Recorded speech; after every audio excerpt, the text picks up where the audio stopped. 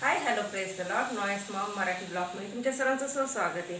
आजचा दिवस तुम्हाला सर्वांना आरोग्यदायी आशीर्वाद ही येशूच्या चरणी प्रार्थना। सगळ्यांना गुड मॉर्निंग। आपल्याला कढी करायची आंबट गोड तिखट कशी बनायची मस्त कसामध्ये तुम्हाला दाखवते। आपला कढी बनवायचं साहित्य ताकाची पण कढी बनवता, पण आपण दही असं मिक्सरमध्ये ग्राइंड करू। तर ताक नसेल तर दहीची आपण कढी बनवू। ते मिक्सरमध्ये ग्राइंड करायची। सोबत हे कोथिंबीर आणि याची पेस्ट करायची। हे साहित्य खोबरं आणि याची पेस्ट करायची। त्याच्यानंतर फोडणीला हे टाकायचं लसूण कढीपत्ता अर्ध फुलपात्र मी दही घेतलेले। सोबत हे डाळीचं पीठ 1 चमचा खूप हलवायचं, त्याची गिठी आणायचं करायचं। आता आपण लसूण टाकू चिरलेलं पेस्ट केलेली त्याच्यामध्ये टाकायचं त्यामध्ये त्याच्यामध्ये टाकू आपण सगळे।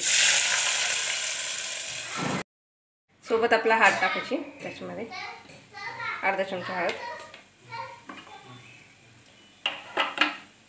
चांगलं परतवून घ्यायचं।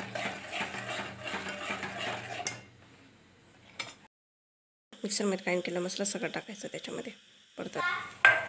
इथं मी डाळीचं पीठ घेतलेले 1 चमचा घट्टसर होण्यासाठी आपली कढी मस्तपैकी आंबट गोड तिखट।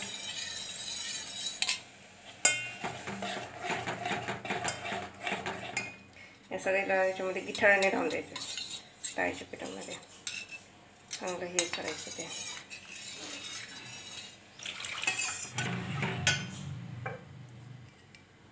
सोबत 1 चमचा मीठ टाकायचं त्याच्यामध्ये आणि आपल्याला साखर टाकायची एवढी।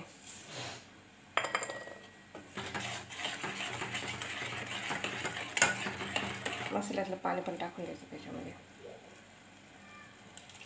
आता बारीक गॅसवर उकळून द्यायची। झाले आंबट गोड तिखट कढी सोबत शेंगा चटणी।